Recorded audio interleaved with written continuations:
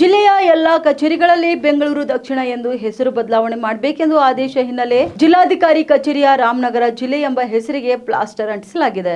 ಇನ್ನು DCM DK Shivakumar ರೇಷ್ಮೆ ನಗರಿ ಜಿಲ್ಲೆಯ ಹೆಸರು ಬದಲಾವಣೆ ಮಾಡಿಸುವಲ್ಲಿ ಗೆದ್ದಿದ್ರು. 2024 ಜುಲೈ 25ರಂದು ರಾಮನಗರ ಜಿಲ್ಲೆಯನ್ನು ಬೆಂಗಳೂರು ದಕ್ಷಿಣ ಜಿಲ್ಲೆ ಎಂದು ಮರುನಾಮಕರಣ ಮಾಡುವ ಸಂಬಂಧಪಟ್ಟಂತೆ ರಾಜ್ಯ ಸಂಪುಟ ಸಭೆ ನಿರ್ಧಾರ ಕೈಗೊಂಡು ಕೇಂದ್ರ ಸರ್ಕಾರಕ್ಕೆ ನಿರ್ಣಯದ ಪ್ರತಿಯನ್ನು ಕಳಿಸಿದ್ರು. ಆದರೆ ಕೇಂದ್ರ ಸರ್ಕಾರ ಹೆಸರು ಬದಲಾವಣೆಯನ್ನು ತಿರಸ್ಕರಿಸಿತು. ಕೇಂದ್ರ ತಿರಸ್ಕರಿಸಿದ ಬಳಿಕ ಪಟ್ಟು ಬಿಡದೆ ಉಪಮುಖ್ಯಮಂತ್ರಿ ಡಿಕೆ ಶಿವಕುಮಾರ್ ಜಿಲ್ಲೆಯ ಹೆಸರು ಬದಲಾವಣೆಯ ವಿಷಯವನ್ನು ಮತ್ತೊಮ್ಮೆ ಸಂಪುಟ ಸಭೆಗೆ ತಂದು ಬದಲಾವಣೆ ಮಾಡುವ ನಿರ್ಣಯಕ್ಕೆ ಗ್ರೀನ್ ಸಿಗ್ನಲ್ ಪಡೆದು ಅಧಿಕೃತ ಅಧಿಸೂಚನೆಯನ್ನು ಹೊರಡಿಸಿದ್ರು. ಇನ್ನು ರಾಮನಗರ ಹೆಸರು ಕಾಣುವಂತಿಲ್ಲ ಎಂದು ರಾಮನಗರ ಬದಲು ಬೆಂಗಳೂರು ದಕ್ಷಿಣ ಜಿಲ್ಲೆ ಎಂದು ಮರುನಾಮಕರಣವಾದ ಬಳಿಕ ಯಾವುದೇ ಸರ್ಕಾರಿ ಕಚೇರಿ ನೇಮ್ ಬೋರ್ಡ್ ನಲ್ಲೂ ಕೂಡ ರಾಮನಗರ ಹೆಸರು ಕಾಣಬಾರದು. ಇನ್ನು ಎಲ್ಲೆಡೆ ಬೆಂಗಳೂರು ದಕ್ಷಿಣ ಎಂದು ಬದಲಿಸುವಂತೆ ಡಿಸಿಎಂ ಡಿಕೆ ಶಿವಕುಮಾರ್ ಸೂಚನೆ ನೀಡಿದ್ದಾರೆ ಎನ್ನಲಾಗುತ್ತದೆ. ಇನ್ನು ಡಿಸಿಎಂ ಡಿಕೆ ಶಿವಕುಮಾರ್ ಅವರು ಜಿಲ್ಲಾಧಿಕಾರಿ ಯಶವಂತ್ ವಿ ಗುರುಖರ್ಗೆಗೆ ಖಡಕ್ ಸೂಚನೆ ನೀಡಿದ್ದಾರೆ. ಜಿಲ್ಲೆಯ ಎಲ್ಲಾ ಕಚೇರಿಗಳಲ್ಲಿ ಬೆಂಗಳೂರು ದಕ್ಷಿಣ ಎಂದು ಹೆಸರು ಬದಲಾವಣೆ ಮಾಡಬೇಕೆಂದು ಆದೇಶದ ಹಿನ್ನೆಲೆ ಜಿಲ್ಲಾಧಿಕಾರಿ ಕಚೇರಿಯ ರಾಮನಗರ ಜಿಲ್ಲೆ ಎಂಬ ಹೆಸರಿಗೆ ಪ್ಲಾಸ್ಟರ್ ಅಂಟಿಸಲಾಗಿದೆ. ಇನ್ನು ಬೆಂಗಳೂರು ದಕ್ಷಿಣ ಜಿಲ್ಲೆ ಎಂದು ಬರೆಸುವ ಸಲುವಾಗಿ ಹಳೆ ಹೆಸರು ಕ್ಲೋಸ್ ಮಾಡಿದ್ದಾರೆ.